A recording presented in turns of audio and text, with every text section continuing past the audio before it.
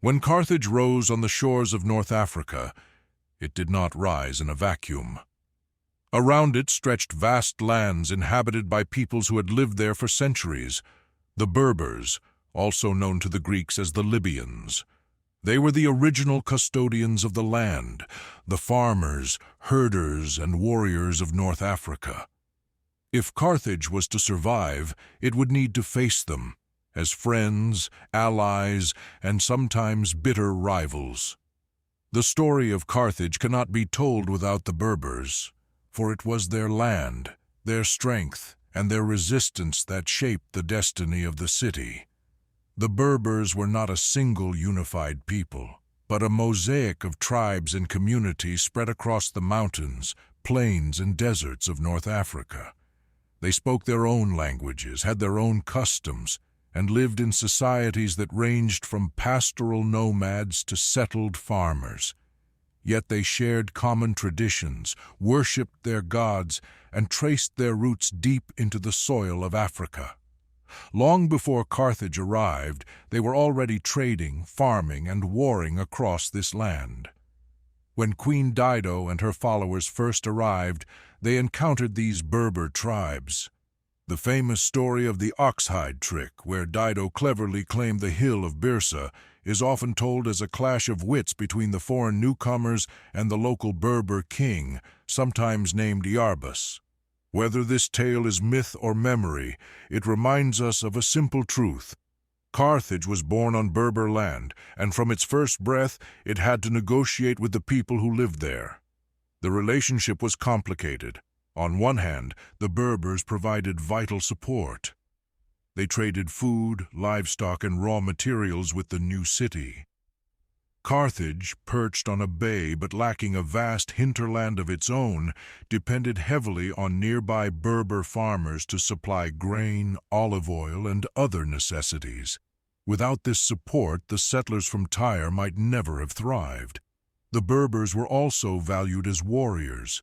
Carthage, at first, had no large citizen army of its own. It relied instead on mercenaries and allies. And among the most reliable were the fierce Berber fighters, skilled horsemen who knew the land and could ride swiftly across the plains. These cavalrymen would later become the backbone of Carthaginian armies, feared even by Rome. But this relationship was never equal. From the beginning, Carthage sought to dominate. While trade and alliance brought prosperity, Carthage also imposed tribute on many Berber tribes, forcing them to supply resources and soldiers. Ancient sources tell us of a system where the Berbers became, in effect, subjects of the city, carrying much of the burden of its power. Greek writers claim that as much as half of the Carthaginian state's revenues came from taxes and tribute levied on the Berbers. For the locals, this was both a connection to the wealth of the Mediterranean and a chain that bound them to foreign masters. This imbalance bred resentment. At times, the Berbers rose up against Carthage, resisting domination. Some tribes allied with Greek settlers in Sicily, others with enemies further afield. For the Berbers, Carthage was both a gateway to trade and an occupier.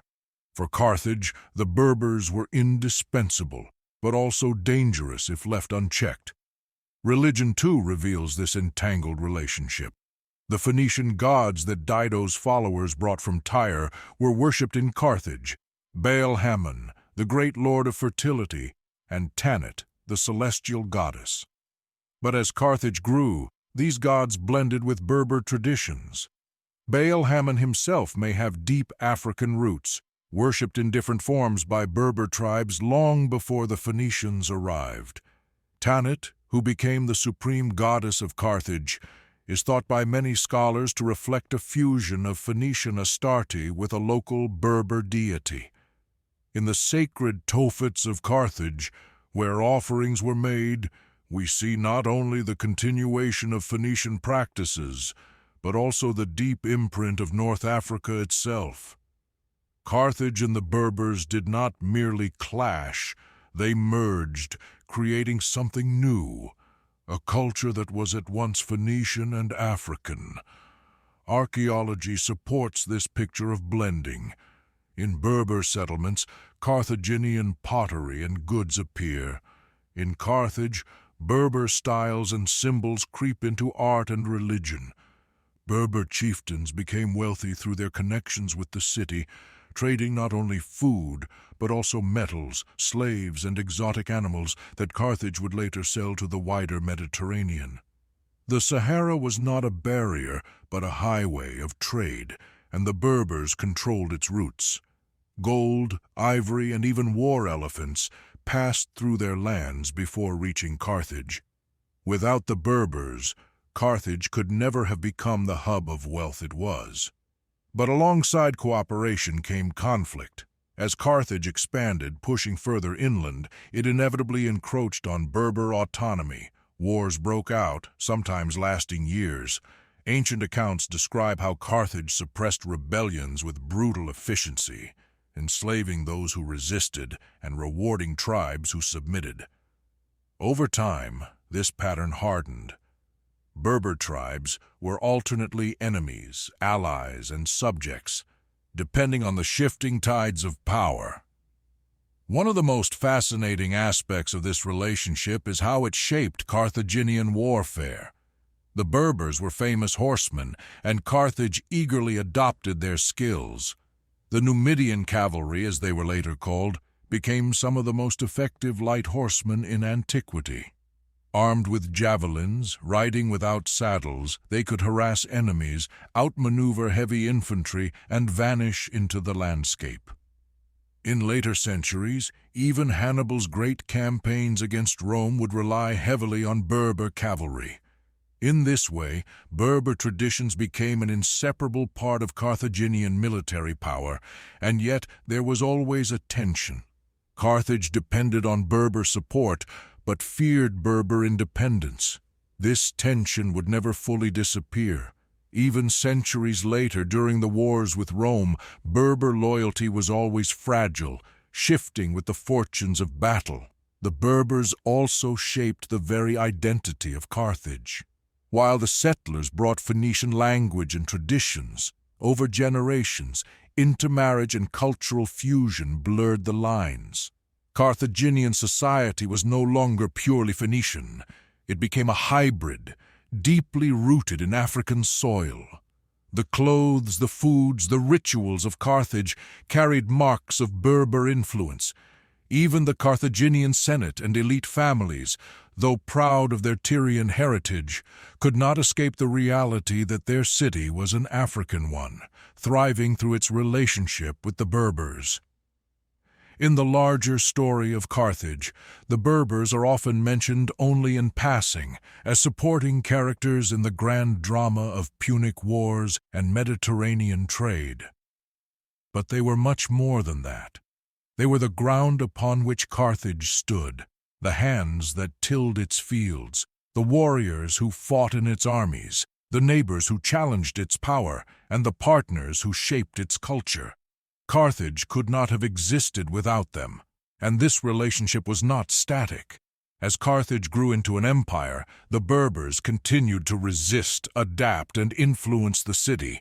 Sometimes they rebelled, sometimes they prospered, sometimes they were absorbed. Their story is inseparable from the story of Carthage itself. When we imagine Carthage, we often picture a maritime city of Phoenician traders, but we must also imagine the African hinterland, the farmers tending fields of wheat and olives, the horsemen galloping across the plains, the chieftains negotiating with Carthaginian envoys, the gods worshipped in sacred groves and stone temples. Carthage was not just a transplant from Tyre, it was a fusion, born of the sea but rooted in African soil. This is why the Berbers matter. They remind us that Carthage was never just a foreign colony. It was an African city, a product of the land and people around it, as much as of the sailors who came from the east. Without the Berbers, there would have been no Carthage.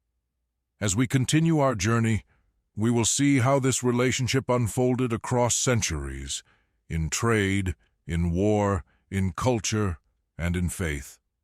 Carthage and the Berbers were bound together in a partnership of necessity and a rivalry of power. A story of neighbors, allies, subjects, and adversaries. A story that defined the destiny of North Africa. In our next episode, we will turn to the Sacred Heart of Carthaginian life, its gods, its temples, and its mysteries. We will step into the world of faith that guided this city, where Phoenician tradition met African spirit, and where the gods of Carthage held sway over the lives of its people. Stay with us as we continue to uncover the early history of Carthage, where every alliance, every rivalry, and every tradition tells us more about a civilization that rose from myth to power.